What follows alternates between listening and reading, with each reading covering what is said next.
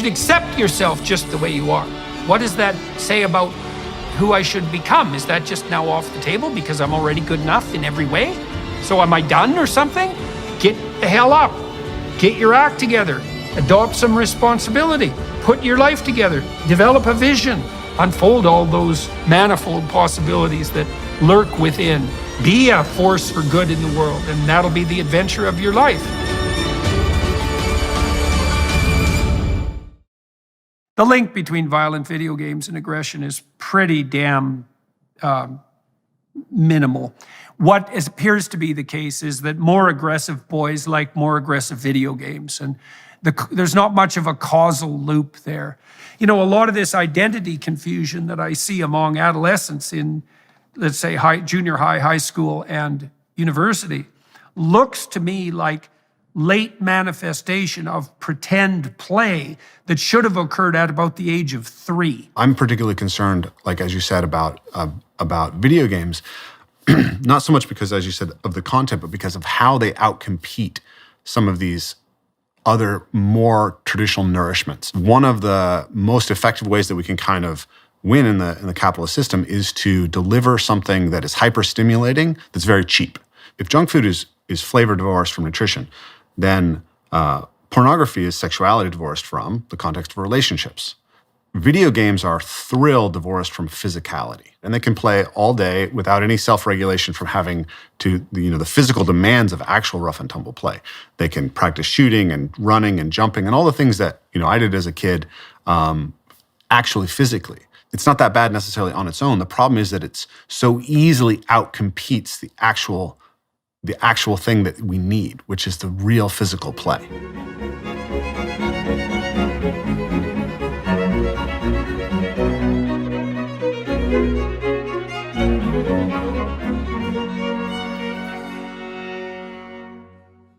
Hello, everybody. I'm speaking today on matters psychological and practical, I suppose, and hopefully also, entertaining and fun, as well as appropriately serious. I'm talking to Rafe Kelley today, who heads an organization called Evolve, Move, and Play. And I'm very interested, have been very interested for a long time in the role of play in the integration and regulation, not only of aggression, but also in the fostering of pro-social behavior at an embodied level. And there's a literature that has emerged over the last several decades indicating that rough and tumble play in particular is important for kids at very early developmental stages, probably from 6 months up to, who knows up to what level, till you're old. And then that pretend play, which scaffolds in on top of that, is also of primary significance in the development of the ability to act in a truly reciprocal and social manner, a manner also that simultaneously fosters development. So we're going to talk about that today. So Rafe, why don't we start with a bit of your background? Yeah. Why don't you fill people in on your educational background, your interests and all that, and then we'll start talking about getting more to the nuts and bolts of play.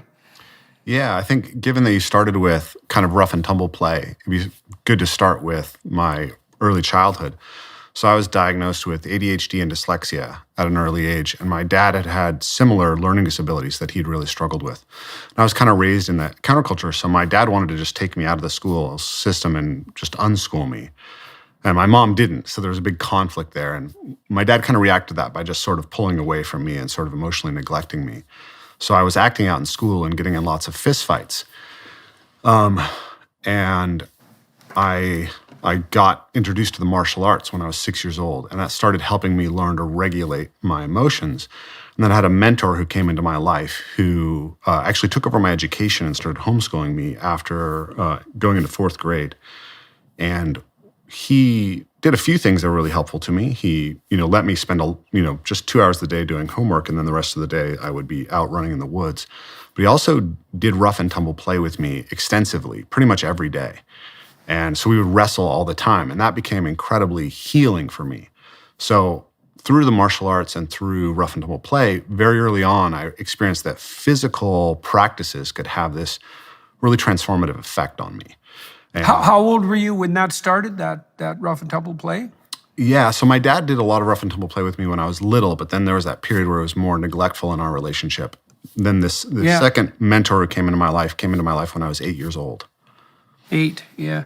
Yeah, well, that you pointed out something very interesting there with regard to your father. I mean, I've actually seen that pattern in many families.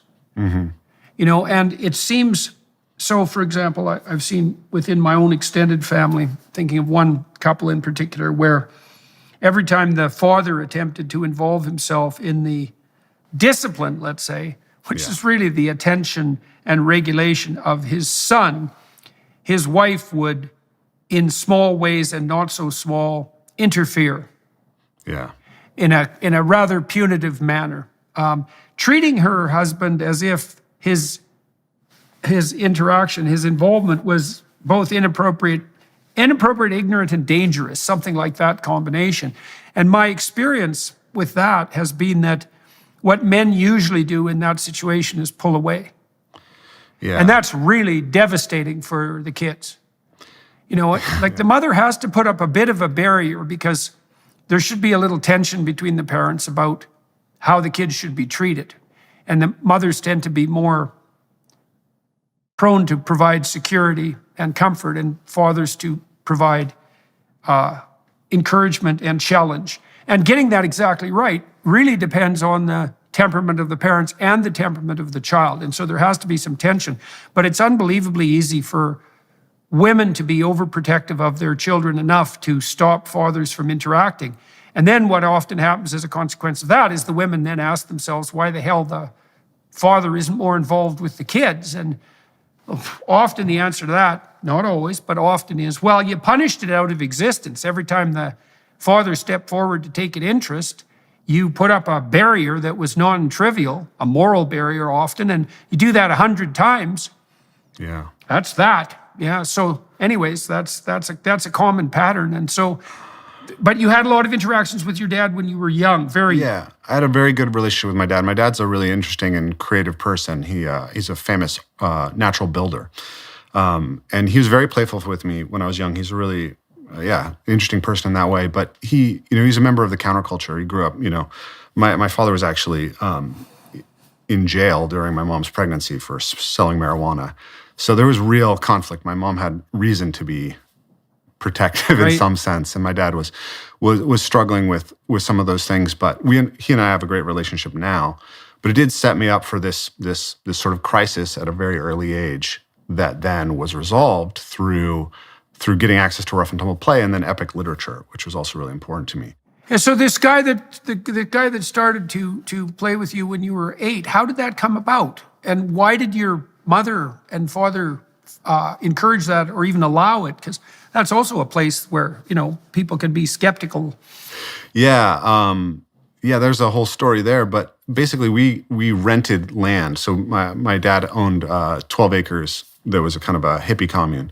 And so we just rented a space to this couple. It was 2 men who'd moved in. And my mom was desperate for babysitters, and he offered himself as a babysitter. And then over time, we just got closer and closer. And so when my mom took me out of school, initially she was going to do some of the homeschooling, and then over time it was like the demands on her for taking care of the family financially and taking care of my little sister were sufficient that it was very difficult for her, and he was just there and was willing to do it. And so that's kind of how that worked out. So what I wanted to share was that as I kind of then developed, I was in this Red Cedar Circle, which is a kind of Native American religious group, in my late childhood, early teens, and there were a lot of other young kids there whose families were part of it. They were 2, 3, 4 years old, and so by the time I was 12, I started really being asked to babysit these younger kids, and I noticed that they all had this incredible hunger for rough and tumble play. It was like this deep unmet need that I was seeing in children everywhere, and so I started just being the guy who would roughhouse with kids at any social gathering. And then people started asking me to come over. When I was 13, one of my closest friends died, unfortunately, after a bike accident. He had his spleen taken out, and he didn't get sewed up properly, so he hemorrhaged out. But he had a 6-year-old brother, and his brother started having a hard time falling asleep after he passed away because he used to roughhouse with his older brother every night before bed. So his mom called me and asked me to come over a couple nights a week and just roughhouse with this kid so that he could sleep. And so I developed a really close relationship with him kind of through that same relationship. So I get to kind of step into that role in facilitating rough and tumble play for younger children, starting as a young kid. And then I went on to work as a mentor for kids in my teens. And then I became a gymnastics coach. So independently, I'd also developed just an interest in general athleticism. And I started coaching gymnastics. And again, I had these young, crazy boys with tons of energy and found that they really just wanted someone who was willing to wrestle with them. And so I've kind of done that repeatedly, and I've really seen how much of an impact that can have. And so when I first came across the play research through a man named Frank Francich in his book, The Exuberant Animal, and I started digging into it behind that, and then came into Stuart Brown's work. And I'm not sure if you're familiar with Stuart Brown, but Stuart Brown was a psychological researcher as well, and he was looking specifically at spree killers, people who go out and kill a lot of people in one go. And he was looking for any kind of common trait in their development that would explain this pattern. And what he found was actually inhibition of play. That if you look at spree killers, they almost always were prevented by their parents from playing. Their parents treated play as unnecessary and as something that had to be restricted. And that this, he believed, was the center of that. And then through Stuart Brown, I became aware of Jaak Panksepp's work. So later, when I came into to your work and started listening to you talk about Jaak Panksepp and the rats, I was like, oh yeah, this is it. And then obviously you've written that paper on rough and tumble play and the regulation of aggression, and that paper was just like, yes, absolutely, for me, because I was put in detention when I was in second grade because I actually bounced a kid's head off the concrete and like bust his nose open. And it was only because someone was willing to go really deep with me into that intense physical play that I was able to let go of that need to express the aggression in the actual social situation and to develop empathy. That's what I think is so incredible about, what you've talked about and what I've seen is that we think that it's like just mocking out combat and building the skills of combat, but actually what you're really doing is learning the dance of recognizing how your touch and the way that you move with somebody, how that plays out in them. And then that's that kind of really building ground for empathy. Mirroring. Yeah. Well, there's, I have a great paper on my personality course website on the hypothalamus. Mm-hmm. The name escapes me at the moment of the author, but it'll come back. But it's on the hypothalamus. People can go to my Psychology 230 website on my home website under courses. And the gentleman who wrote that paper, who's a real genius, basically put a physiological scaffold underneath Jean Piaget's ideas about the expansion of reflex. And so, we think of empathy as something like theory of mind. Yeah. And that I can understand your pain, but that isn't, and it's conceptual, but that isn't really how it works, because you use your body as a platform to run simulations of other people. Mm-hmm. Like I had a friend when I was a kid, and he didn't have a father, and he used to come over when this was before I was in grade 6.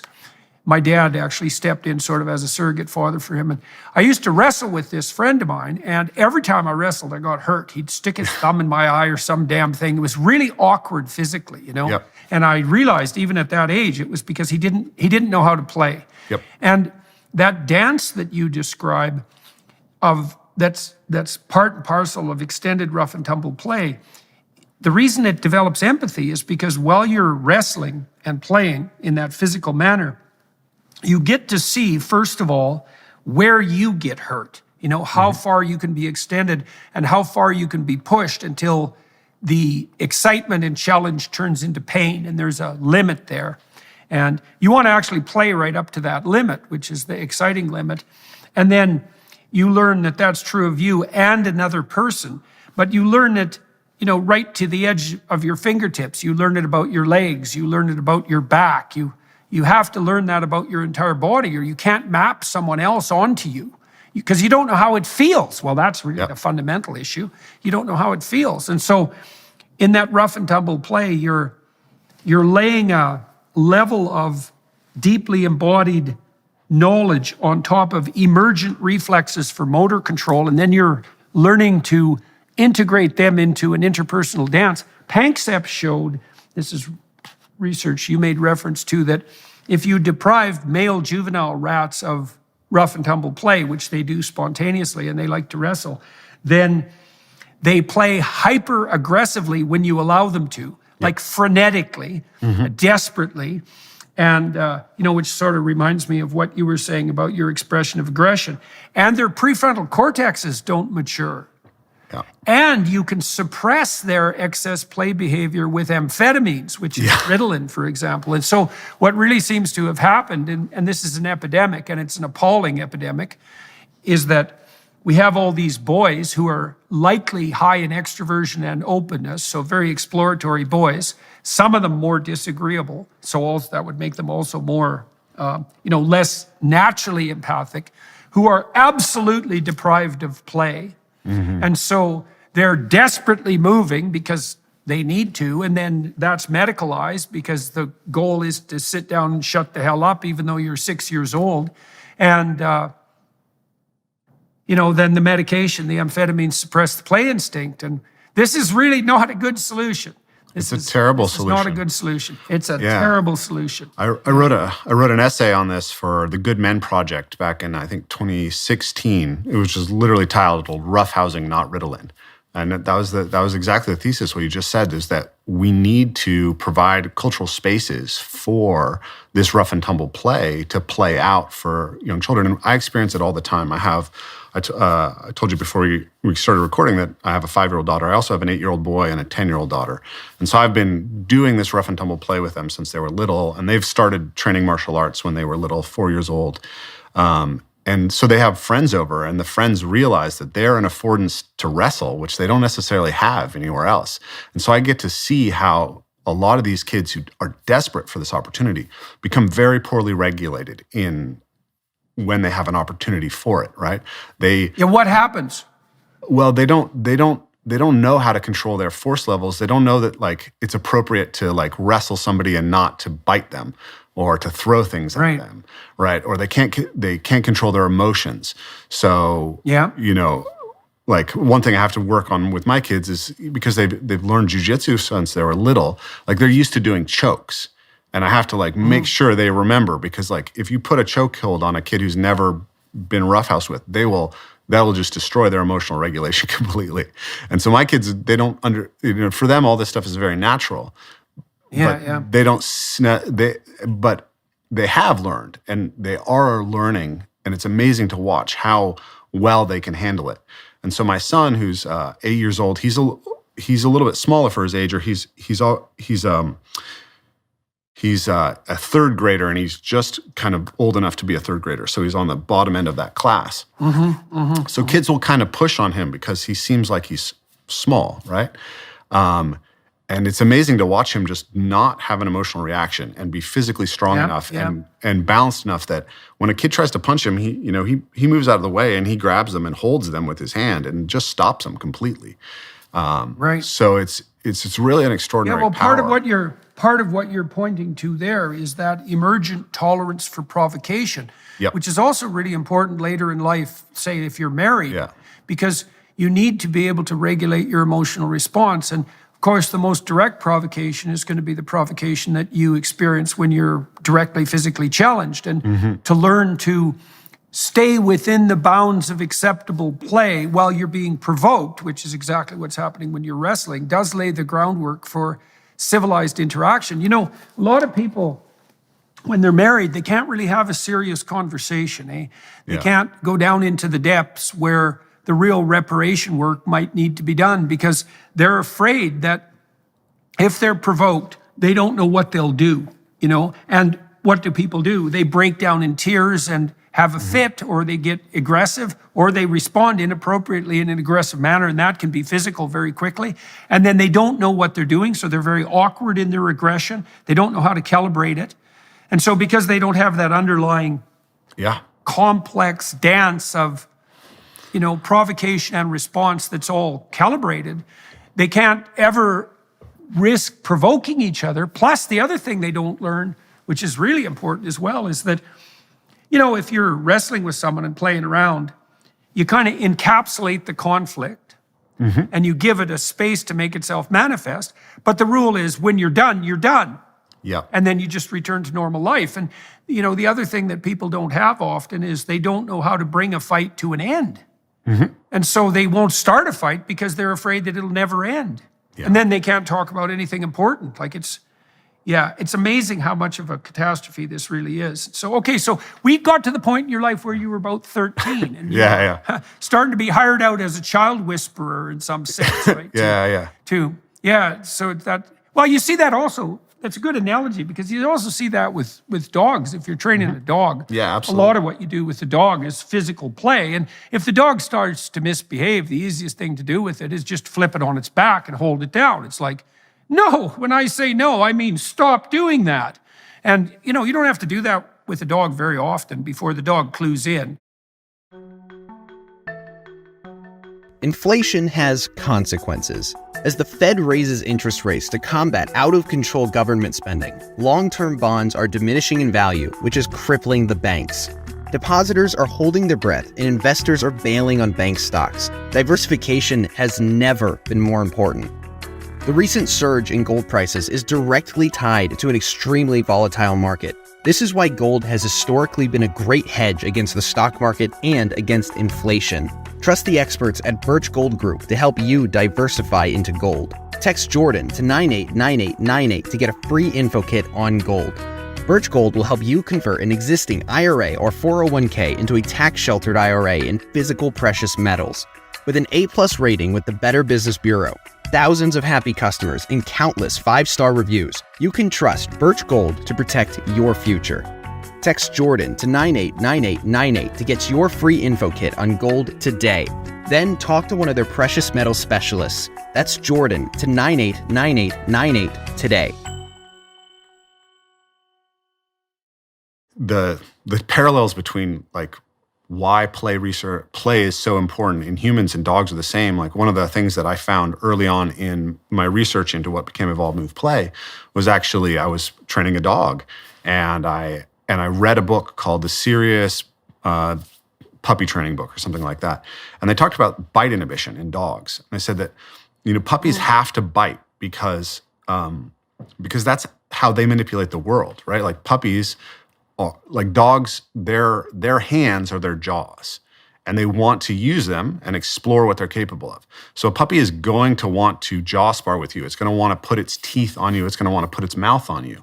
And if you tell that puppy no every time that it tries to interact with you like that, it won't be able to map how its mouth interacts with you. So what he advised is that what you need to do is you let the puppy start biting at your hand, and every time that the force is too hard, you pull away and you deny the puppy what it's looking for, which is play, right? And so now it's regulating its aggression to, okay, I need to only bite hard enough that this human being can tolerate it, and then he'll play with me. And over time, then the dog develops bite inhibition. So dogs that are not allowed rough and tumble play, it turns out, are much more dangerous as adults because they can't regulate the impulse to bite. When they bite fully. But a dog that's been played with extensively has a very fine-tuned capacity to control the level of force in its jaw. So it has a soft jaw. Yeah, well, it's quite miraculous, with dogs, given that they're essentially wolves, If your dog is well-trained, you can even play with him with one of his chew toys or his bones, which is really pretty damn amazing. And a well-trained dog is unbelievably judicious with its bite force, and it will also play differently with little kids than it will with adults, which shows a tremendous amount of sophistication on the part of the dog. But that also assumes that, you've batted the dog around and wrestled with it and harassed it and, and pushed it so that it's not easy to provoke. And that's also why, people wonder why people tease. And teasing is a form of more abstracted rough and tumble play. And it's the same thing. It's this attempt to push the object of teasing sort of to the level of their tolerance for provocation to see what the response is. It's part of the way that people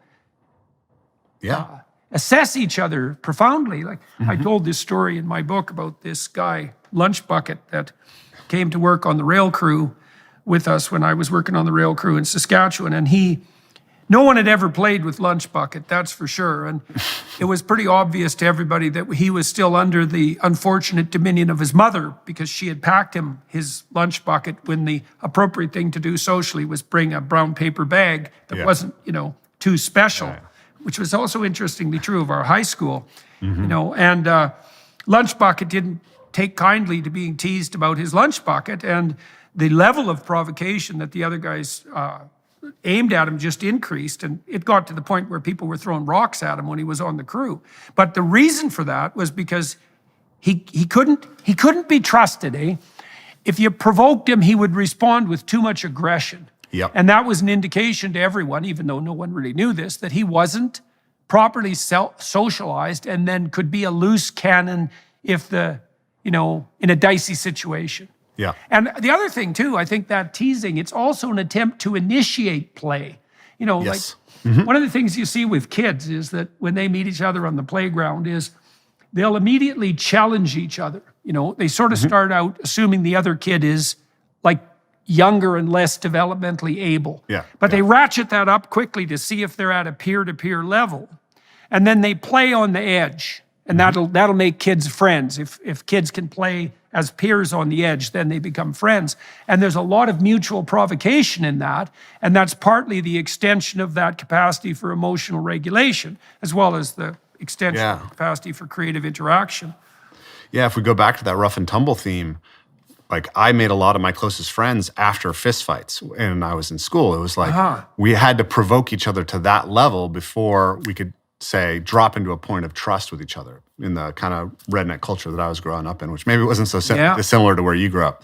I wanted to go back to something you said earlier, because I wanted to reflect a couple of things that I learned from your work, specifically in this idea of how the rough and tumble play is this game that scales up. That what I think is so profound about like J.J. Gibson's work and some of these people that we're referencing is you actually can't see the meaning in the world if you can't act it out, right? What we perceive is actually dependent on how we can act. And so when we engage with something like rough and tumble, we're actually mapping in the different potential meanings of touch. And when we don't get that opportunity to engage in rough and tumble play, what's actually happening is that we're losing the map of what a physical interaction can mean. And the other analogy of yours that I really love is the analogy of resolution. So how many pixels are in the picture that you have of physical touch? Yeah. And I think what's happened in our culture is that we've denied people so much basic touch and so much basic rough and tumble play that we've sort of collapsed the picture of touch to sex and violence. And so you'll see kids engage in play, and you'll see adults who are absolutely on the edge of their seats because they can't see the difference between healthy, productive play and violence because they don't have a refined map. Yeah, no, that's an extremely useful analogy. And like everybody's map is complete of everything, but maps differ very much in resolution. And that, the biblical term for sexual congress is knowledge. Yeah. And that's partly because, sex is a form of play. It's a high form of physical play. And it's very properly practiced, let's say, it's extraordinarily high resolution. And that's part of that detailed exploration of the physical landscape and the increase of the resolution of the map. And that's definitely all part and parcel of exploratory rough and tumble play. I mean, part of the reason that people are loath to allow their kids to engage in boisterous play is because, as you said, their maps are so low resolution that they can't distinguish between true aggression and pretend aggression. And so they're often people who are afraid, for example, of dogs because they can't distinguish a dog with its tail wagging, its mouth hanging open, that wants to play and is making maneuvers in that direction. They can't distinguish that from an aggressive onslaught. This is why you see in schools this idiot insistence that, there should be no competitive play. Yep. Because the teachers who push that doctrine have been played with so little that they think all play, which is a form of competition, it's cooperation and competition simultaneously, they think all that's just properly lumped into the category of aggression. And then they think all aggression should be suppressed. And it's absolutely, it's awful for young boys, but it's awful for women too, because the boys then end up awkward with low resolution physical maps, and they can't dance and they can't move, and their emotional regulation is volatile, and yeah, I think to quote Jordan Peterson, it's a complete bloody disaster. what we're doing to children. Yeah, right. When I first started Evolve Move Play, Mercer Island, which is one of the school districts that was near us, had banned tag, like completely, no touch-based games. And they had shortened recesses to 7 minutes. And their justification for this was because children couldn't play for longer than 7 minutes without experiencing conflict.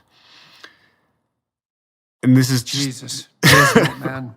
It's so absurd, because it's like, how are they ever going to learn without these things? Well, the thing is, people who take that tack assume that enforced zero conflict equals peace. Yep. When you talked about this experience you had with your friends, that often you had a fight with one or more of them. And, that's another thing that's quite different about boys and girls, because boys will often, even with their friends, push conflict to the point of an actual fight. And that generally does exactly what you said. It either, if two boys face off each other and are willing to fight, generally they won't pick fights with each other anymore. That usually brings it to an end. And it's not that rare for that to turn into a friendship, which is also very, very interesting and strange thing. During this season of Lent, we are called to abstain from luxuries and instead more deeply embrace our faith. Co-workers around the office have mentioned giving up coffee, alcohol, and social media, but how about using this time to start building a habit of prayer and meditation? Join me and thousands of others on Hallow, the #1 Christian prayer app in the US. Hallow is helping me maintain a daily prayer routine from now until Easter, and it can help you too. Download the app for free at hallow.com/Jordan. You can set prayer reminders and track your progress along the way. Not sure where to start? Check out Father Mike Schmitz's Bible in a Year, available on the Hallow app for brief daily Bible readings and reflections. Or pray alongside Mark Wahlberg, Jim Caviezel, and even some world-class athletes. With Hallow, you can customize a personal prayer plan that works for you and listen anywhere you are with downloadable offline sessions.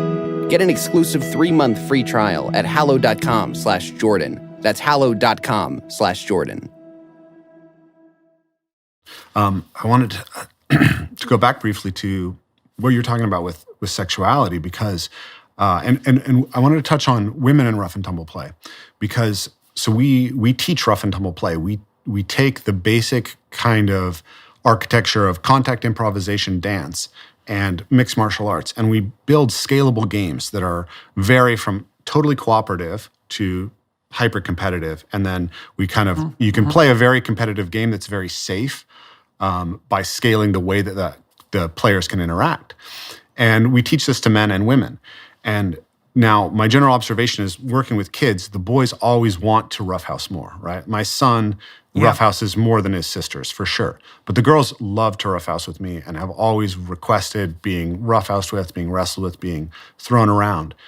What I've noticed with working with adults is that it's often the women actually who have the most profound experience from the roughhousing. And I think that what it is that our culture in general is just suppressing rough and tumble play. But women are more likely to have accepted the culture's story of you can't engage in rough and tumble play. And they have fewer cultural spaces that really give them the opportunity to do that. So they don't necessarily play like football or get involved in a wrestling team. And so it's often women who come to us who will say, this was incredibly healing for me. And one of the things that they say is it really changes the way that they feel about men, and like helps the sort of gender conflict to be able to experience doing something very competitive and physical that has no sexual element with a man. And that is really healing for them. And to then bridge to the sexual aspect of it, obviously men and women have to figure that out. But there's also research that shows that if you deny rough and tumble play to juvenile rats, the male rats can't successfully engage in courtship behavior and mounting behavior once they become adults. So if you look at the... I didn't know that. That's very interesting. Yeah, and you look at what's happening in our culture right now with the just complete collapse in the ability of people to form partnerships. This, I think, is part of the story as well. We're denying them the basic sort of sense of mapping and touch and connection that is fundamental to forming any sort of romantic relationship. Yeah. Well, this is also an interesting point to insert some observations about cell phones. Yeah. People are often extraordinarily concerned with the content that's being delivered to kids on the cell phones. And I think the content is relevant to some degree. I spend a lot of time, for example, analyzing literature on violent video games and aggression among boys. And the link between violent video games and aggression is pretty damn minimal. What appears to be the case is that more aggressive boys like more aggressive video games. And there's not much of a causal loop there. So, and the reason I'm bringing that up is to indicate that content of what's being delivered on the cell phone might not be the primary problem. That might even be true for pornography. What is certainly a problem is the fact of the substitution of the screen for such things as direct rough and tumble physical play, or even abstracted pretend play. A lot of this identity confusion that I see among adolescents in, let's say, junior high, high school, and university looks to me like late manifestation of pretend play that should have occurred at about the age of 3. Because at 3, kids will experiment with, I can remember when my son was a kid, his sister, he's a year and a half younger than his sister and her friends, and they used to dress him up like a princess or like with little fairy wings and, just as a form of exploratory play. And he got an opportunity to inhabit that feminine world while playing with these girls and to figure out what it was like to be a girl, which is a necessary thing to do if you're going to have some empathy for girls, let's say. But then you imagine if you suppress that, and that play, even cross-gender play, is never allowed to make itself manifest, then why wouldn't it reemerge with a vengeance later when the stage is set to make it socially acceptable? Anyways, it looks to me, the furry phenomena, all that looks to me like repressed pretend play. That might even be the case for late onset autogynephilia among the trans guys, God only knows why that cross-sex impulse makes itself manifest, but the probability it has something to do with suppression of the physical manifestation of the feminine spirit, let's say, that could have been explored in pretend play, that seems to me to be highly probable. What the men are doing when they dress up in women's clothing is pretending, obviously. Now there's a sexual element to it, but that doesn't mean it isn't pretend play. Yeah, I think we can definitely agree that the suppression of play is really a problem, and that there's a lot of cultural downstream effects that are going to be very hard for us to map, right?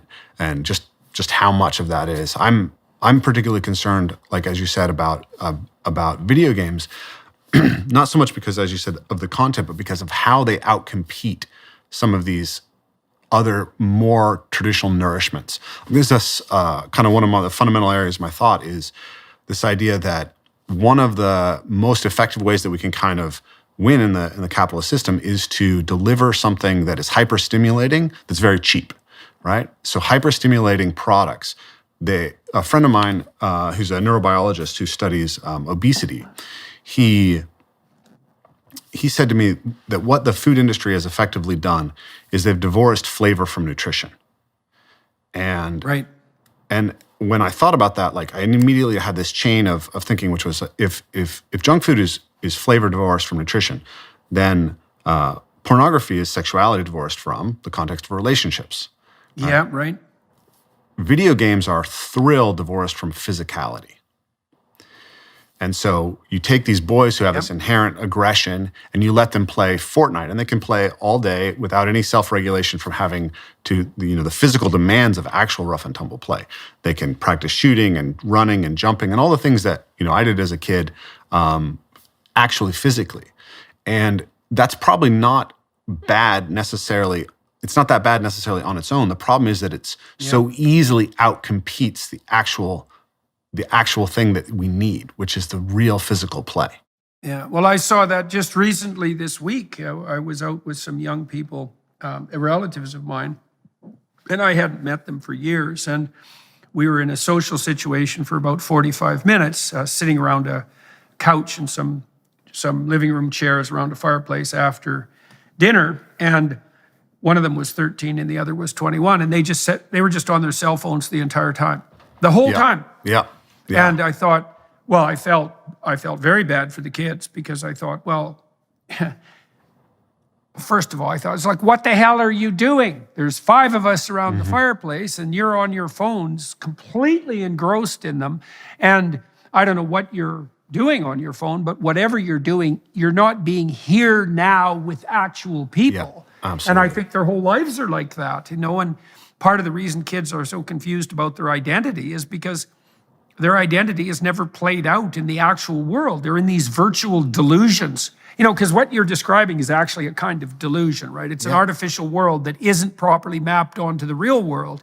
So delusional landscapes of entertainment. And that certainly is the case for pornography. Yeah. So this kind of gets to the center of my message, I think that in order to address the meaning crisis, we actually have to kind of invite people back into their body, and that there are fundamental reconnections that we have to make with the world. We have to renew that relationship with the world. So we've been talking a lot about the rough and tumble play, and I think of that as one of like 4 fundamental, or so let's say 5 fundamental connections we have with the world, and those are kind of the internal connections within the self, the body to itself, the body, mind, spirit, emotional aspects. So I think of it as like the somatic and structural layer. And then there's the body to the environment, how we move through the world. And that's parkour, or gymnastics or track and field. But parkour, I think, is the most kind of profound expression of it. It's the closest to the sort of exploratory locomotor play that you find in every culture and in and really in all other animals almost. And then you have the object manipulation. Human beings, of course, are tool-using animals. So right away, kids want to play with sticks and balls and ropes and manipulate them and put them in their mouths when they're little and figure them out. And then there's other people, which is the rough and tumble aspect that we've talked about. And then the last is, I think all of those things put us in relationship to something transcendent. When we go out and we do parkour in nature and we work with people, there's an emergent spirit that you can experience. There's a sense of the broader things that you're embedded within. And that in order to cultivate wisdom, we actually have to get all the way down into the body, all the way into, like our friend John Vervaeke would say, that those lower 3 Ps of knowing, the participatory, perspectival, and procedural, those have to be played out through embodied practices. And so that's at the center of it. We are tempted all the time by these hyper stimulating products that are designed to kind of grab onto those areas of the brainstem that evolved to be rewarded and direct that behavior into something that isn't what we evolved with. And to recover the wisdom, I think we have to go back to those body practices. So can let me ask you some practical questions, because a lot of people who are listening, they might not even know how to initiate play. Like people have asked me to write a book on parenting, One of the problems I have with that is, well, I don't have little kids anymore. And so I kind of forget what I know, It was never exactly explicit. Now, I was very fortunate when I was a kid because both my mother and my father paid a lot of attention to me. And my dad in particular is markedly good with little kids. Oh, wonderful. And I think that was because he had a really, really good relationship with his grandfather and had a lot of attention paid to him. And so that was just an embodied practice, let's say, in our household. And so I know exactly what to do with little kids. You know, I'm not the least bit afraid of them. I know exactly how to play with them, even if they're timid. I know how to poke them and, you know, jolly them into a bit of a reaction and to entice them out of shyness. But I don't exactly know how to tell people how to do that. So when you're working with kids who are awkward and who have been deprived of play, and you're trying to entice them into a game, you've obviously thought this through structurally. What do you actually do to get the kids to play? And how do you teach people to play with their kids or with other people? What are the practical aspects? Yeah, absolutely.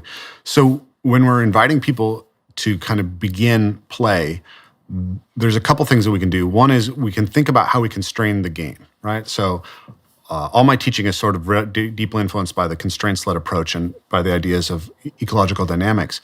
So rather than, say, trying to teach someone how to punch before we let them spar, we develop a game that doesn't require them to know how to punch yet, right? So the first game that we introduce to people, a lot of times in the competitive aspect of rough and tumble play, is just like standing on a narrow surface and grabbing the other person's hand and trying to pull them and off-balance them. So this is a game that works really well to introduce competition because it's totally safe, right? I'm not manipulating your body in any way that could potentially hurt you. So when you say stand on a narrow surface, tell me exactly what you have people do. So like a common one, this game was originally taught to me by a friend, and we just did it on like curbs in a parking lot. But, you know, a lot of times at my workshops. So you're on the edge of something. Yeah, so there's a reason why that works. It makes the win condition a lot easier. But also, it disadvantages larger athletes, which is important because the physical strength is obviously going to help the larger athletes succeed. But because a bigger athlete has a bigger moment of sway, their balance is actually a little bit easier to compromise.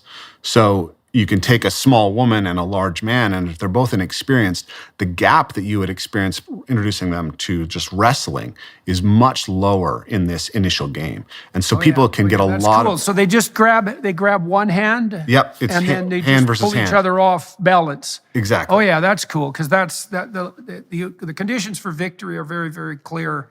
It doesn't require a lot of aggression to move forward. It shouldn't be intimidating to people. The rules are easy to learn.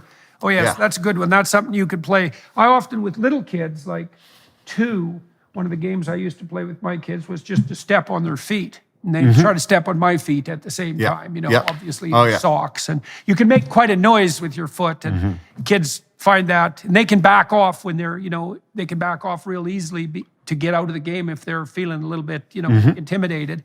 But, oh yeah, they'll laugh and cheer away at that. And so that's an analogy, I would say, or an analog to this off balance. Yeah. Okay, so that's a good place to start. So I was playing with my 4-month-old granddaughter. She could actually play this game. Yeah, it was amazing. It's the earliest I'd seen someone engage in truly reciprocal play. She was really 4 months old. So I'd go 1, 2, 3. Hold her on standing on my knee, 1, 2, 3, and then bop her head on mine. Yep. And then 1, 2, 3, bop. Yep. 1, 2, 3, bop. And then I started playing with the gap between the numbers. 1, 2, 3, bop, you know, to add an element of surprise. And man, I'll tell you, after 15 repetitions, she got the game. That's wonderful. And so that was really cool because it was, it involved that immediate touch, you know, but so there's this, it's kind of like peekaboo. It's like there's a predictability and then a surprise, which is part of a game. But it was a harmless initiatory game, but it was really something to see that she caught on, you know, and it's theme plus variation too, which is something you see in musical play. Yeah. Okay, so you have people trying to pull each other off balance. I imagine so how do people react when you first introduce them to that idea? Like, what's the range of reactions? Well, what's interesting is in the past, more so in the past when people were less familiar with my work, I get a fair number of students, almost all of them women, who would say, I want to participate in everything, but I don't want to do the rough and tumble play. And it would be like, okay, we'll get to it, and you can choose not to if you want to, but if you see it and you want to do it, please step in. And what we find is that people will tell you, I'm scared of this. I've never liked physical aggression, anything like that. And you give them this opportunity to play a game that's highly competitive, that they have a sufficiently high probability of winning, right? The 30% that Jaak Panksepp says, right? And that feels totally safe. Everybody enjoys it. Without fail, for 10 years of teaching this drill, I've not had one person who's come to a seminar who has not been lit up and smiling and laughing by the end of playing that game. Yeah, I wonder what that laughing signifies. When I used to go work out with my friends in Boston, one of our games was, especially during a bench press, was to crack a joke and make the person laugh, because you lose all muscular control when you laugh, eh? Mm-hmm. Which is extremely interesting, because laughter produces a physiological cessation of the ability to be aggressive. You just have no muscular tension. And so there's something about laughing that's indicative of genuine safety and peace, right? And it's indicative at a very low level, because it's pre-conscious laughter. If you laugh consciously, it's forced and fake. It has to be spontaneous. And so you see people doing this competitive off-balancing game, let's say, and you get joy and laughter. And I think that's a deep physiological reflection of the observation that there really is safety and peace and play happening in this space, right? It's a celebration of that. Yeah, if we go back to the idea we were exploring earlier, that like these things are actually fundamental to how we attune and develop a real map with somebody, right? What you could, what I speculate now, just off what you said, is that the laughter is occurring because it's a signal of like really rapid attunement between two organisms, where they're actually learning each other on a much deeper layer than even verbally is going to offer. But you'll find the same thing if you're meeting someone and you have a good dynamic in a conversation. Laughter is gonna start to generate. And I think it's a signal, of that sense of safety and that joy that you're experiencing. Obviously, that's telling you this is valuable, this is worthwhile, this is something that you want to come back to and repeat. And so that sense that there's a way to compete, a way to interact with somebody that's deeply mutually affording of development. Yeah, right.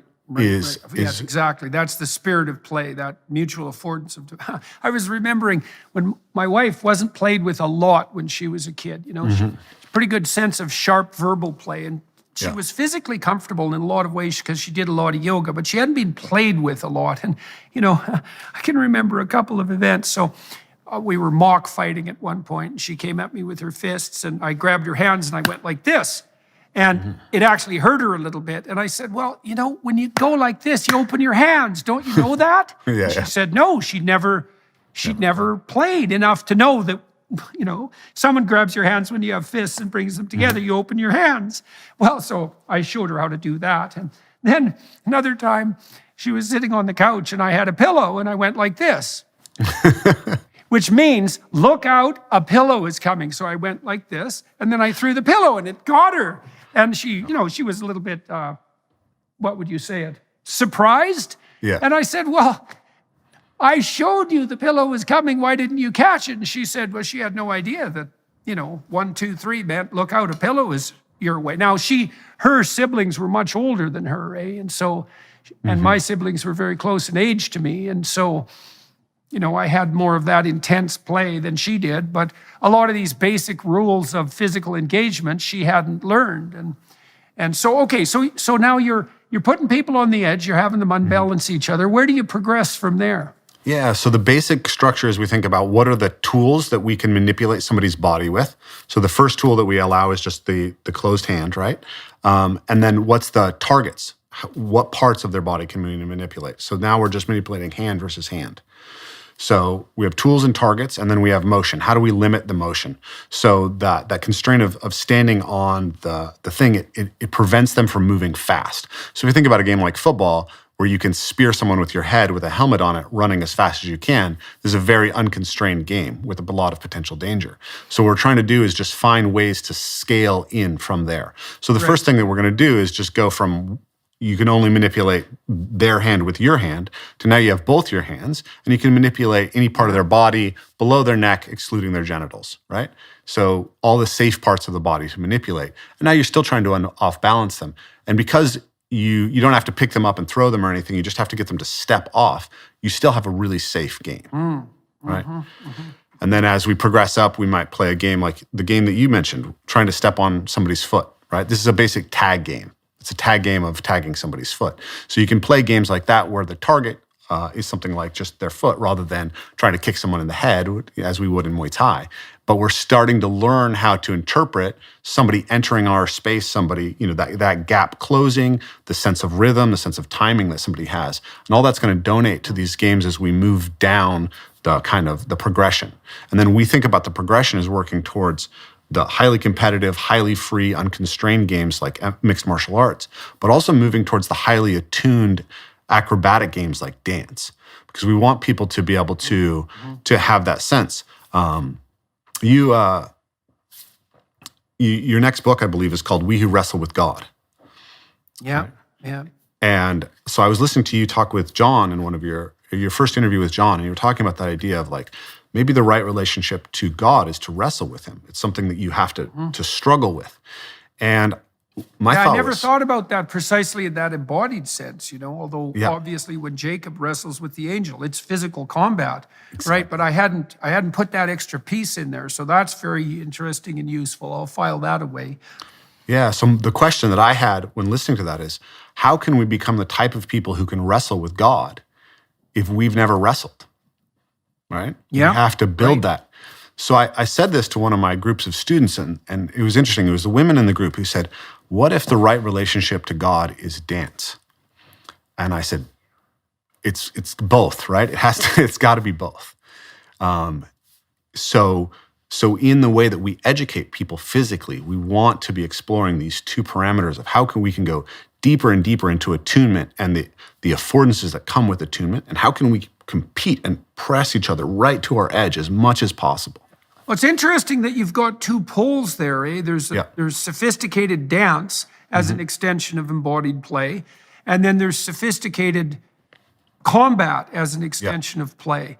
And I wonder do you suppose the dance element obviously maps more self-evidently onto male-female relationships and sex. Yeah. And the wrestling per se has more to do with, I suppose, something like the hierarchical organization of the social structure. There'd be more, because there'd be some dominance and submission associated with that, and the attempt to build something like a hierarchy of competence. But it's interesting that you have those two end extensions for that play makes itself manifest in relationship to.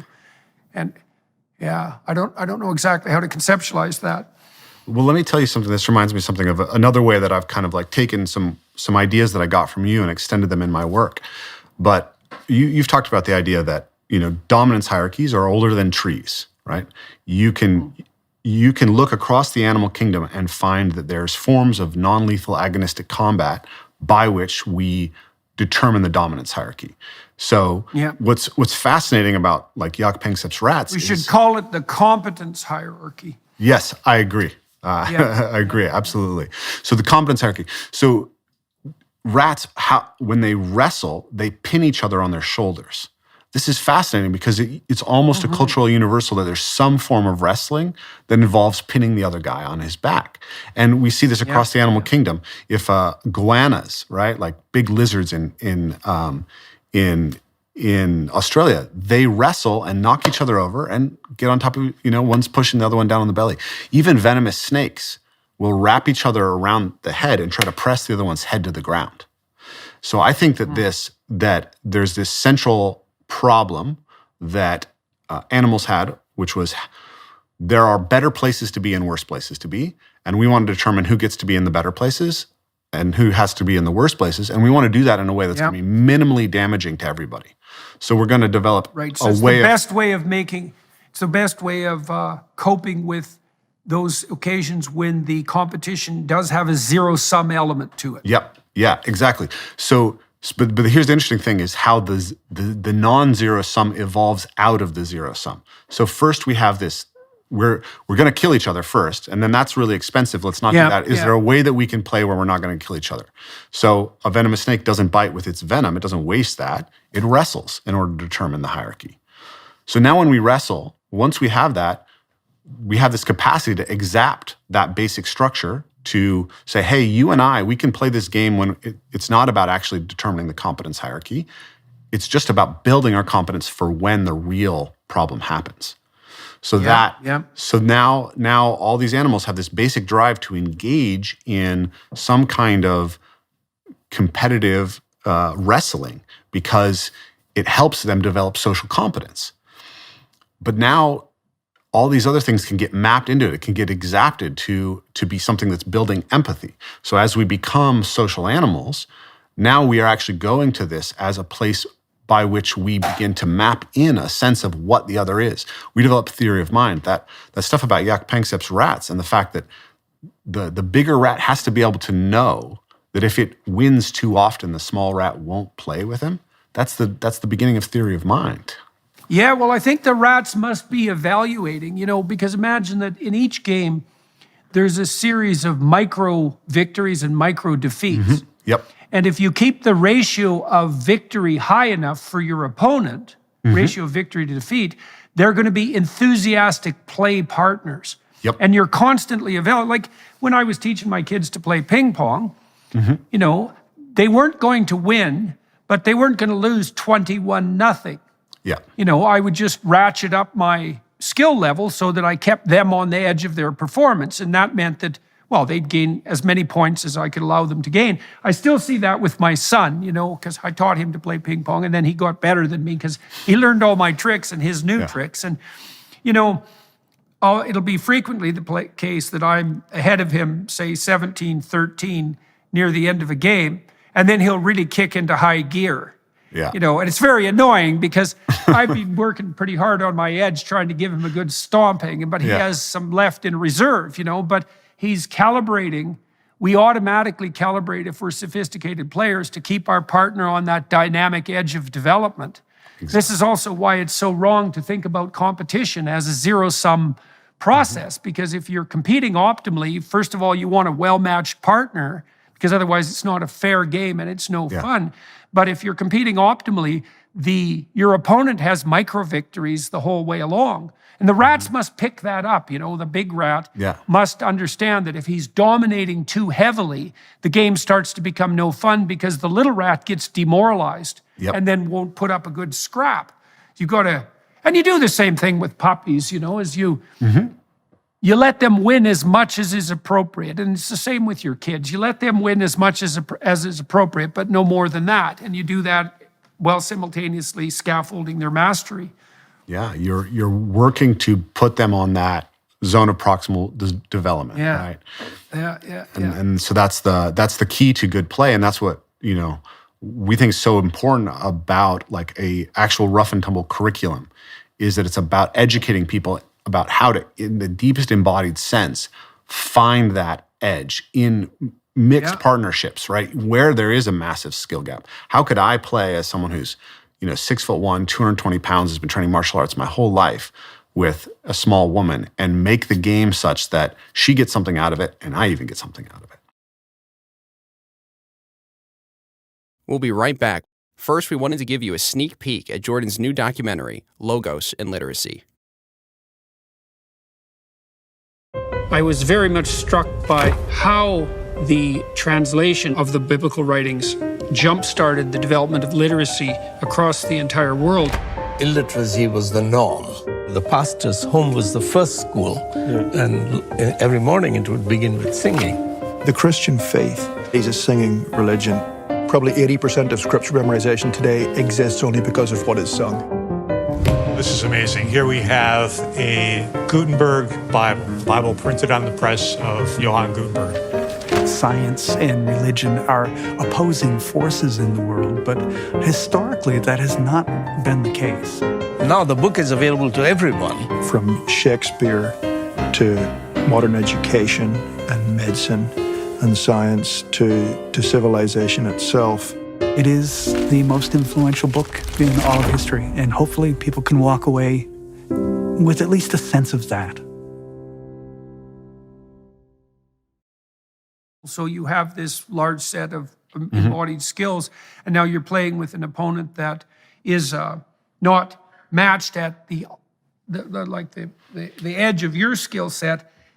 Part of the way you do that, for example, is by imposing arbitrary limitations on the player, so they have to stand on the edge of a curb. What else do you do to limit yourself when you're dealing with a less able partner so that the game is still fun for you? Yeah. So in the play research, they talk about self-handicapping. A classic example maybe anybody's seen is a very large dog playing with a very small dog. So if you see a Great Dane playing with a Chihuahua, the Great Dane will flop on its back so that the Chihuahua can jaw spar with it, right? So it's given up all its capacity to move just so that the game can play out in a way that works for both. So we're trying to educate people as well as we move them through these stages to learn how to self-handicap in ways that are appropriate for them. So I work on this with my kids, right? So if my son is wrestling, my 8-year-old son is wrestling with my 5-year-old, it's like, how can you limit yourself in the game such that it's actually now a fair fight and it's useful for both of you? So for myself, if I was sparring with somebody, right, I could switch to my offside. I'm a dominant, left-hand forward. So now I have to fight with the other side. I can remove a hand. I can't use both my hands. I can create a set of techniques that I have to use. So I can only use, I only give myself a point if I do this thing, not some set of other things that I might be really good at. Right. I can limit my motion. So you adopt a set of limitations until Exactly. you're evenly matched, essentially. Yep, that's the goal, is how do I find that level of limitation? So for my son and my daughter, they might have a race, and I might say, okay, you guys want to race, we can put her ahead, or we can maybe have you run on all fours and she gets to run on her feet. And then they get something that's mutually rewarding. Right. So let's talk a little bit too about, so we talked about the curriculum of development, and you use basically the equivalent of incremental behavioral exposure, is that you're setting people in a non-threatening initial, highly structured situation, and then you remove a constraint at a time, essentially, as people scaffold up their ability to play. How does the parkour, we should define parkour for everybody, because not everybody listening will know. And why don't you introduce that into it? Because that's also the person against the world instead of the person competing against another person. Yeah, this is the perfect bridge. So I found parkour when I was 23 years old. And I'd been doing gymnastics for some period of time before that. And it's very interesting because I remember really clearly, I was very influenced by The Lord of the Rings. And I remember really clearly as a young, and like 12 years old, realizing that there were no dragons to go out and slay physically. And so when I saw David Bell, the founder of parkour, jumping between buildings, I had this really deep sense that you can do something heroic in life, but the challenge isn't necessarily a dragon out there. It's the fears that are inside you that would prevent you from being able to do what you're going to do. And so I started practicing parkour, and I fell in love with it, and it had this transformative effect on me. And so over the years, I've been like, what is happening with parkour? What is going on? Sorry, just to define parkour for a moment. Parkour is a discipline of learning to overcome obstacles that came out of France in the late 90s. And so it's associated with jumping between buildings, but it doesn't have to be buildings, right? It's just finding obstacles in the environment, running, jumping, climbing, moving on all fours to try to surpass and overcome that obstacle. I could think of it as just playing with obstacles. And I think fundamentally what it is actually just exploratory locomotor play. You've talked about the example of, again, the rat model, right? If you drop a rat into a new environment, it'll first freeze, and then it will explore the environment, but then it will actually play with the way in which it moves through its environment. It will add variation to how it moves. And by doing so, it's actually mapping all the potential pathways in that environment and increasing its behavioral flexibility. Mapping the affordances and the obstacles, you bet, yeah. Exactly. So that's precisely what we're doing with parkour. And I think it's so interesting because we're literally mapping meaning into the world. What you develop when you start doing parkour is something called parkour vision. So you've been walking through the world for years, and you see a wall, and a wall just means a place you can't go in, right? But now all of a sudden, a wall means a place that you can run up, or a wall means a thing that you can flip off of. or do any number of different techniques. So that wall is now much richer for you. It literally is a source of reward to see a wall, because the relationship between the walls actually code movement that you can use. And Right. and so that's how it maps meaning into the world. And then there's this sense that you're acting out the heroic archetype every time that you go out to do parkour, right? It is embodying that meta myth, because you'll be walking and you'll see a jump that calls to you. And that jump is it's undifferentiated. You don't yet know what you can do, and it has promise, right? Like if you do it, it's really cool, it's exciting. But if you fail, you might get hurt, right? And especially as you scale up your abilities, like the potential dangers can become very, very high. And so you get to play with and recognize what it's like to experience fear at a really deep level. And then you get to go through the physical process of, how does my body handle this fear? What do I need to prepare myself? And then how do I make the commitment and make the jump to the other side? Right. Well, it's a great form of play symbolically, because, the landscape is one of pathways, affordances, and obstacles. That's basically how the world lays itself out for us. And, you can avoid an obstacle, but the highest art is to transform an obstacle into an affordance, right? This is no longer an obstacle. It's something that I can use to facilitate my pathway forward. And that's the highest form of play. I mean, one of the things I've learned with some difficulty, let's say over the last 5 years, is that the most adversarial obstacles in the form of, let's call them pathologically narcissistic and destructive journalists, are actually afford the most serious play, because the more intense the attack, the more potential there is in making your ability to contend with it manifest. And that's a very strange thing to learn, but it's, and it's not a game without high stakes, but man, it's something to think about, is that the highest art of mastery, the highest form of mastery, is to turn the worst obstacle into the most remarkable affordance.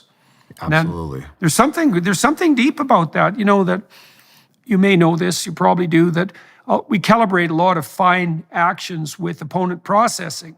And almost all of our fine actions are the consequence of two systems in opposition modulating each other. So if you want to move your hand really smoothly, you can do it like this, but it's still kind of jerky if you analyze it at the micro level. But if you do this, you can move your hand with incredible precision, and that's an opponent process. And a tremendous number of the physiological processes that we undertake are opponent processes.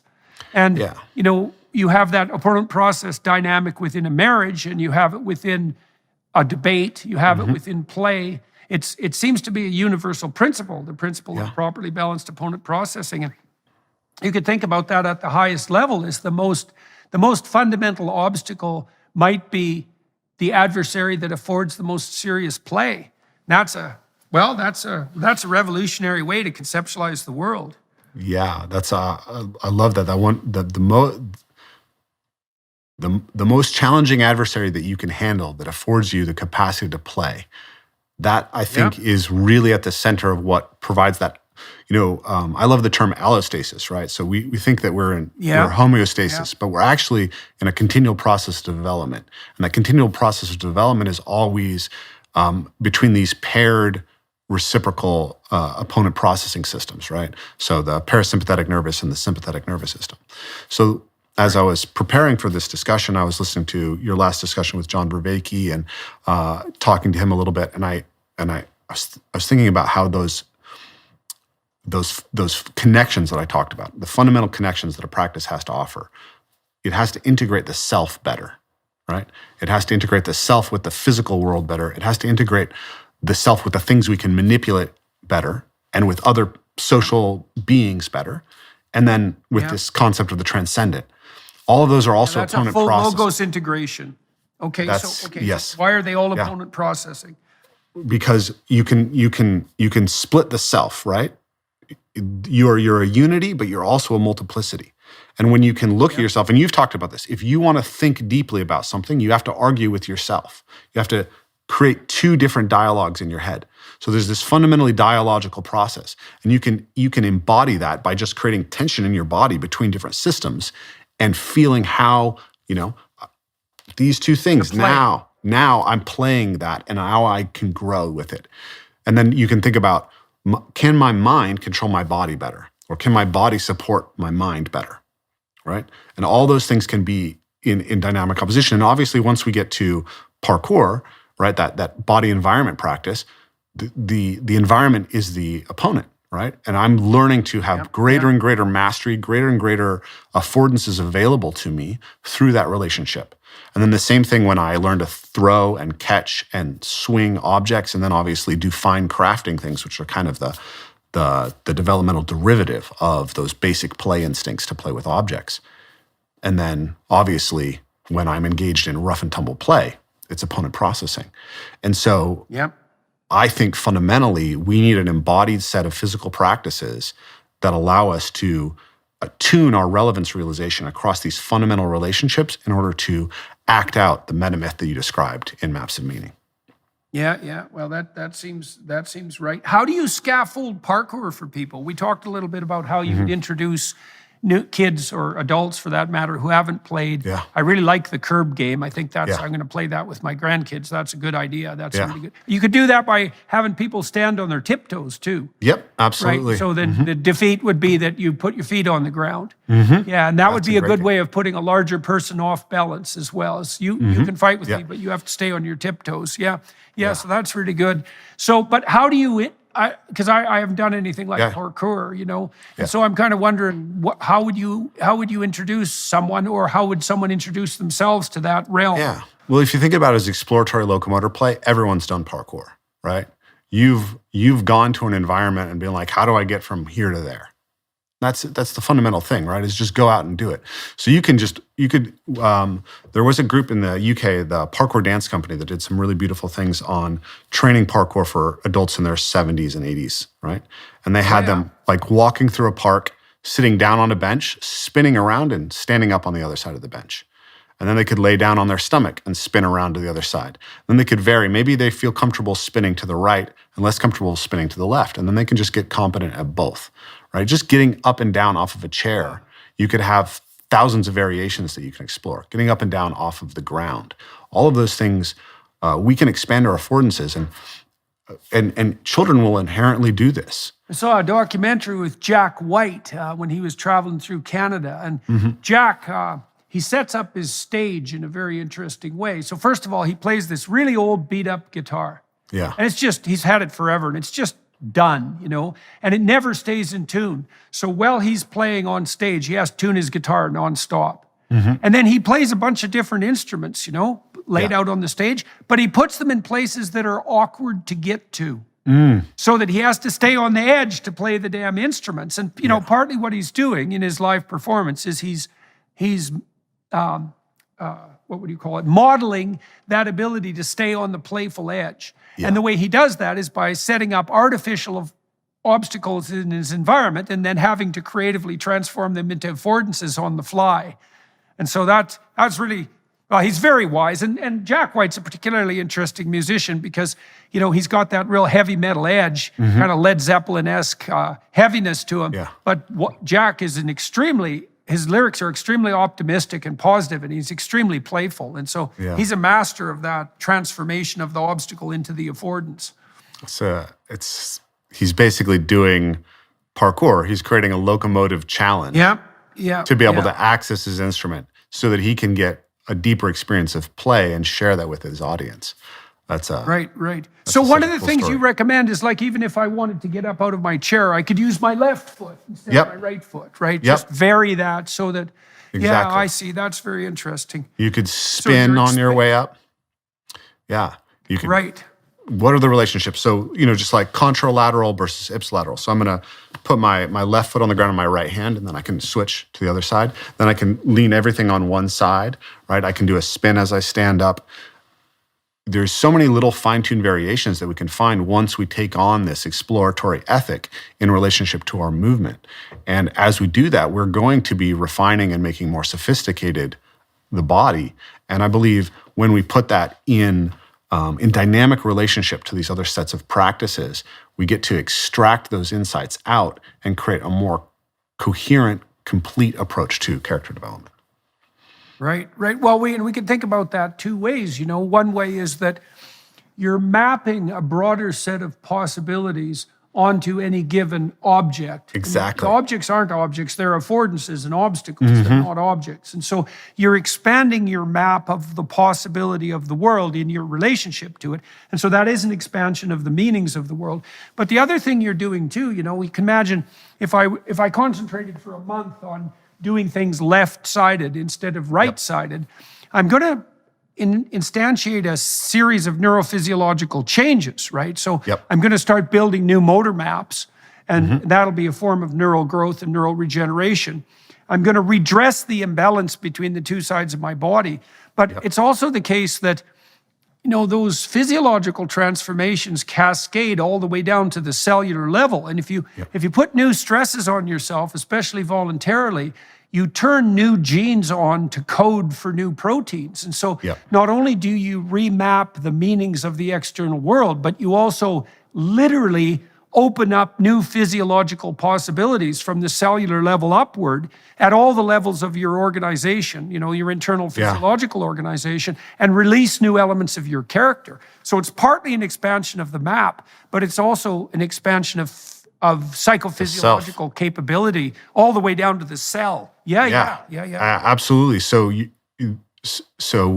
we map the meaning into the world, and the meaning that's available to us in the world is always contingent on the action capabilities within the self. But what was so beautiful about the way that you just said that, it made me think so much of the Jungian concept of the self, which again, you introduced me to. But the self is that highest potential, that second self that's laid out over time.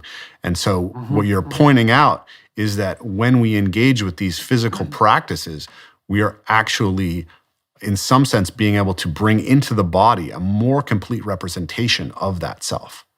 Yeah, you bet. Well, you can imagine that coded into the DNA.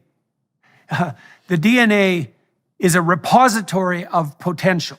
But the potential won't make itself manifest without the requisite demand, right? It has to be, the stress has to call the potential into being. And so that play, maybe it's left-sided play, it's going to produce a new form of stress. That's a new kind of demand, and that's going to unlock new potential. And part of that self, Jung likened that self to the oak tree that's implicit in the acorn. Yes. And so it's a potential that could expand itself out into space in a variety of different ways, but that there are many potential trees inside a particular acorn. You could think about it that way. The oak is going to develop differently depending on the soil that it's placed in, but that's the case for all of us at any moment, is there are still many potential selves that are locked into the potential of the DNA coding, and that can be enticed outward with the appropriate voluntary stress.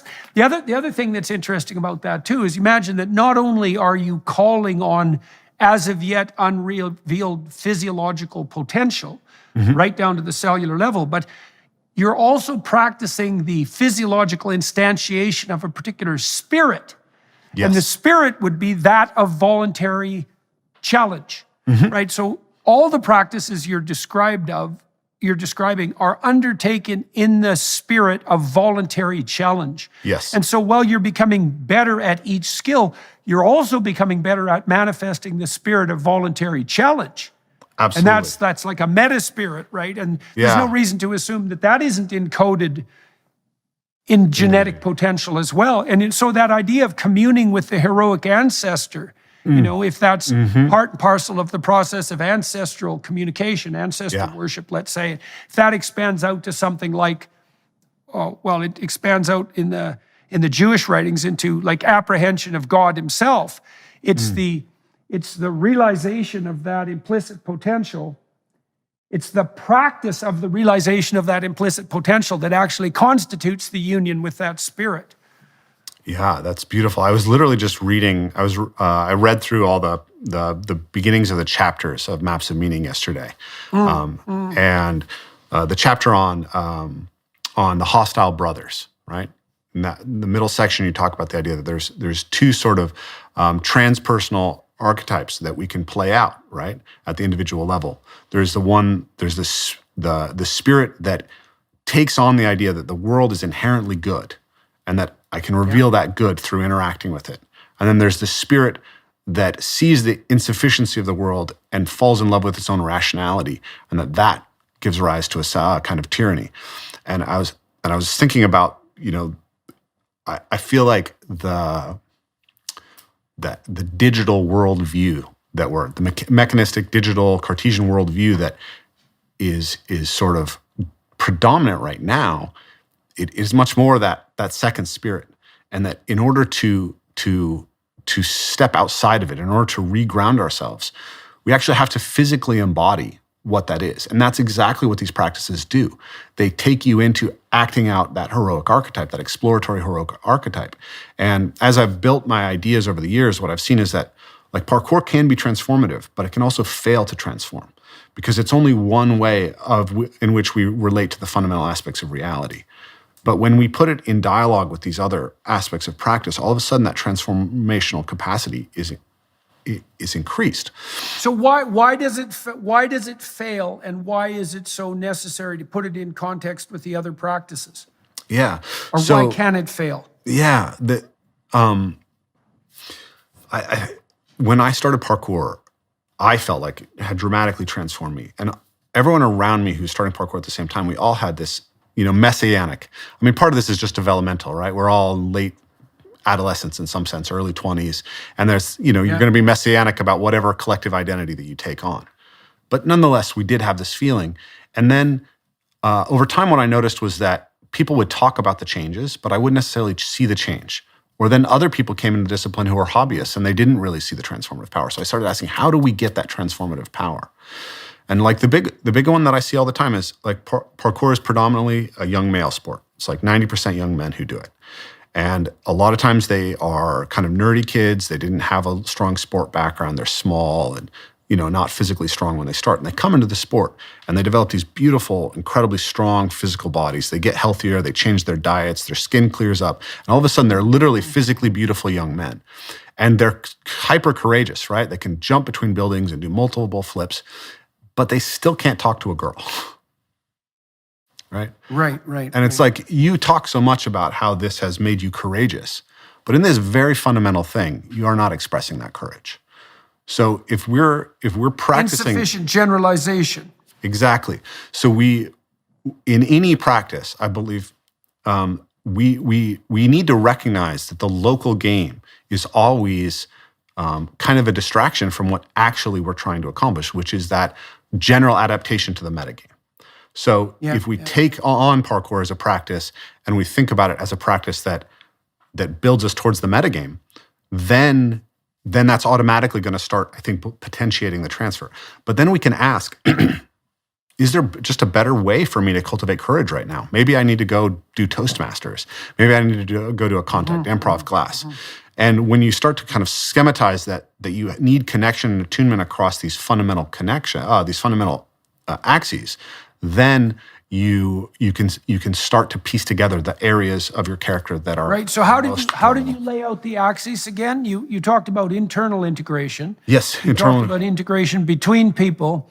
You talked about integration between the sexes, let's say, and you talked about integration in relationship to the natural world. So those are all different domains of games. Yeah. And you could think of the metagame as emerging out of all those domains, right? You have to be mapped to yourself, you have to be mapped to other people, you have to be mapped to the other sex, you have to be mapped to the world. Yeah. And you can't concentrate on any one of those at the expense of the other without becoming optimally, you're not optimally balanced. Yeah. So the five that I've been using are the relationships internal to the self, right? And those are structural and psychological. The relationship between the self and the physical environment as a set of obstacles and affordances we move through. And then you could nest this within that, but I think it's useful to separate out as human beings the objects that we can manipulate, right? And you see this in play research as well. Play research talks about exploratory locomotor play, object-oriented play, and rough and tumble play. So if we take those fundamentals, so you have the first the intrinsic, and if you look at like a little baby, how do they start playing? They're like, where's my toe? Right? Where are my fingers? How do I move this body? What's rolling? That's like the somatic and structural layer. And then they're able to crawl and cruise and climb. And that's that parkour layer. And then they're able to pick things up and manipulate them. And that happens at the same time, but those are kind of two separate aspects of development. And then they're always interacting with their mother first and their father and their siblings, and the rough and tumble play is scaling up. And then all that in some sense is nested in these higher spiritual aspects, which I think are also, you've talked about the development from exploration behavior to play to ritual. So you can see that development there. So those are the 5 axes. And then within, obviously, the interactive element, we have, sort of like intrasexual, like how men learn to deal with men, how women learn to deal with women. And then you have the intrasexual, and then there's obviously the romantic and sexual aspect of that, which obviously dance is an extraordinarily important aspect of that, as you've explored. Does that all make sense the way I've laid that out? Yeah. Well, I like the idea of it's nice to lay out the different landscapes so that people have some sense of the different domains in which mastery could be pursued and accomplished. And it's also useful to point out that you don't want to allow the practice to become an end in itself. Exactly. Right? I mean, the purpose of becoming great at basketball isn't to become great at basketball. It's to become great at being a human being. And that's going to involve a lot of teamwork and a lot of coaching and a lot of mentoring and a lot of fair play and maybe attention to the structure of the sport itself, all of that. But exactly, you don't want to make your discipline a dead end. And Precisely. That idea that it should be generalized is extremely important. Yeah, and so because that otherwise you could get locked within your subculture, and that's when things get kind of cult-like. Yes, and I've seen this repeatedly. Every practice that I've seen someone say is transformative, I've seen that there's a dark side to it. So in parkour, you can say, I'm going to go do this jump, and that's going to make me more courageous because I'm facing down my fear. And it can absolutely do that. But there's also this weird way in which you can become a place in which you can reinforce the image of yourself as courageous as you're failing to act it out everywhere else in your life. It's like, no, I'm too afraid to talk to my Well, that's a video parents. game problem too. Yeah. Exactly. Same thing. Yeah. So then take something like meditation, Vipassana, right? You're learning to calm yourself down, to be focused. But then I've seen people who get trapped inside that state and they can't access it outside of it. They can become even more fragile. Their equanimity can become more fragile through the practice. So, but if you take parkour and you take a focus practice, the focus practice helps you actually attune to and get into flow state within the parkour. And the parkour actually creates an arena in which you can test whether your meditative practice is actually having the effect that you're looking for. So by having these opponent processing relationships between all these different practices, that's why I believe that is fundamental to a real cultivation of wisdom. Right. So tell me about your enterprise per se. Like if people go onto your website, for example, what do they find? What do you offer? And how can people engage in this and duplicate it, for themselves in their own lives?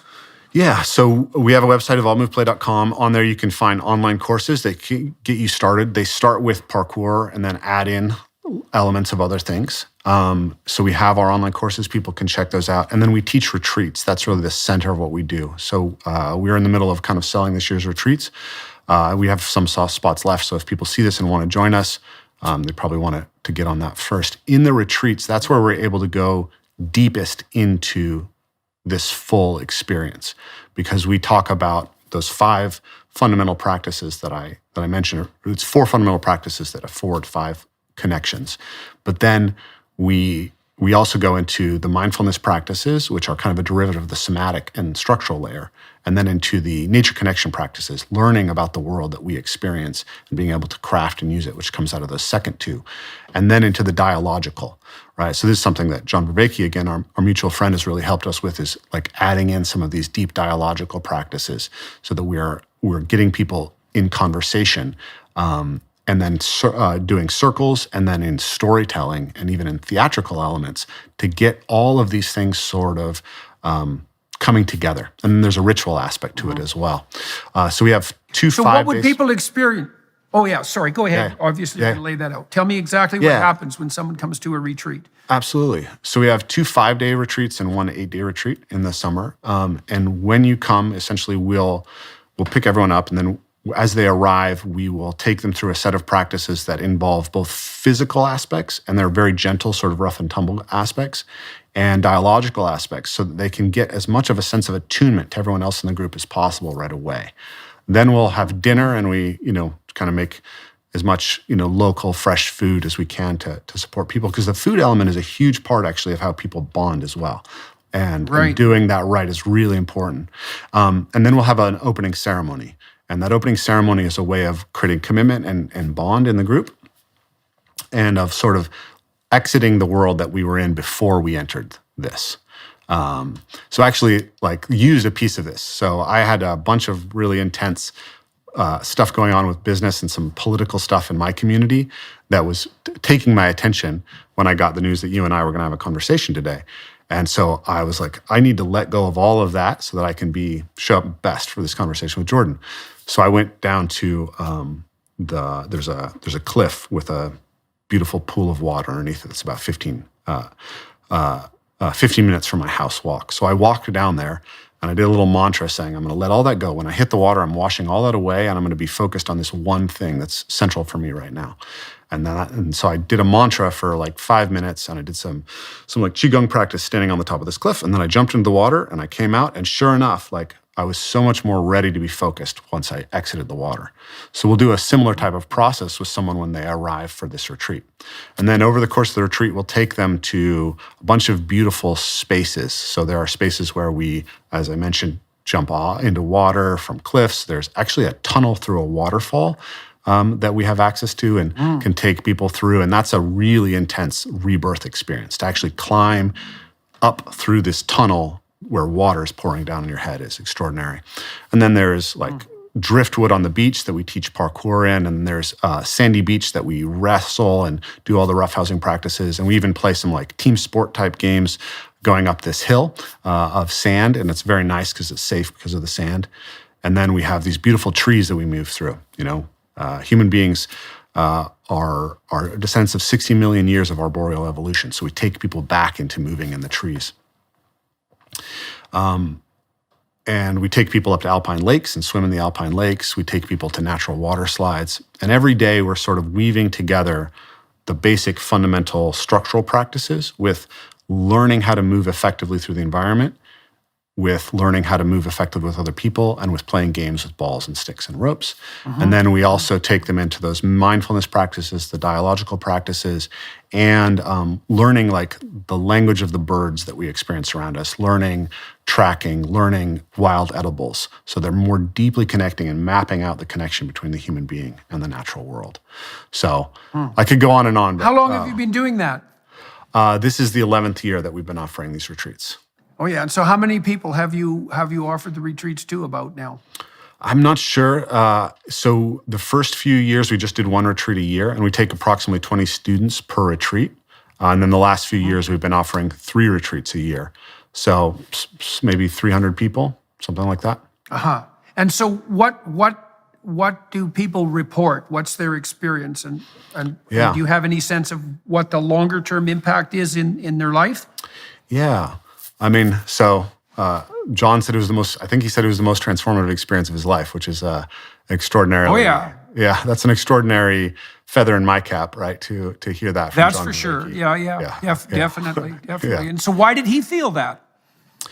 So if I can remember correctly, John and I had a whole conversation about this on his channel, but it was the sense of taking on those intense physical practices and feeling like he was kept right at the appropriate edge for him through the whole time, and then being able to have a group of people who was cohering and giving him a deep sense of connection at the same time, as well as the beauty of the nature in which we experienced. And for him, because he and I had been friends for a long time online, but not having met in person, it was particularly powerful to have me support him through that process, something he talked a lot about. Yeah, well, and I mean, John, like me, we operate a fair bit in the abstract realm, and so doing something that's more physical, more embodied, but also aiming at something profound. You can imagine that would be a different kind of qualitatively deep experience. Yeah. All right, and so that's at Evolve Move Play. Yep. If people .com. are interested. And what's the what? .com, evolvemoveplay.com. And so if people who are watching are interested in following up on this, that's where to do it. We're running out of time here on the YouTube segment of this discussion. We're going to move to the Daily Wire Plus platform. We'll talk for another half an hour. I'd like to walk through your developmental history a little bit more and understand, although we did some of that, but we'll do a bit more of that on the Daily Wire Plus side. So for everybody who's watching and listening, like this notion that our physical embodiment is the platform on which our spiritual development takes place, that's an extraordinarily important thing to realize, that all of that has to be integrated, and the bodily element of it is not by no means trivial. The notion that that's elaborated up past internal integration into the social world through play, that's an absolutely crucial, key realization, I would say, especially if you're trying to do something like revivify the child you lost when you grew up, right? You rediscover that in the spirit of play. Obviously, the practices that Rafe is leading people to adopt are centered on that rekindling of the physiological relationship. And so I find that extraordinarily interesting. It's so nice to see some of the concepts that I was wrestling with 20 years ago on the play front make themselves manifest in practice. Anyway, so if people are interested, evolvemoveplay.com, that's where you can check this out. And you can follow us onto the Daily Wire Plus platform if you're inclined. And thank you all for attending and listening. Thanks, Rafe, for talking to me today. It was extremely interesting. And to the film crew here where am I? I am in Saskatoon, Saskatchewan. To the film crew here, thanks a lot for your help today, guys. And Rafe will head over to the Daily Wire Plus platform. It's been a pleasure. Good talking to you. Hello, everyone. I would encourage you to continue listening to my conversation with my guest on dailywireplus.com.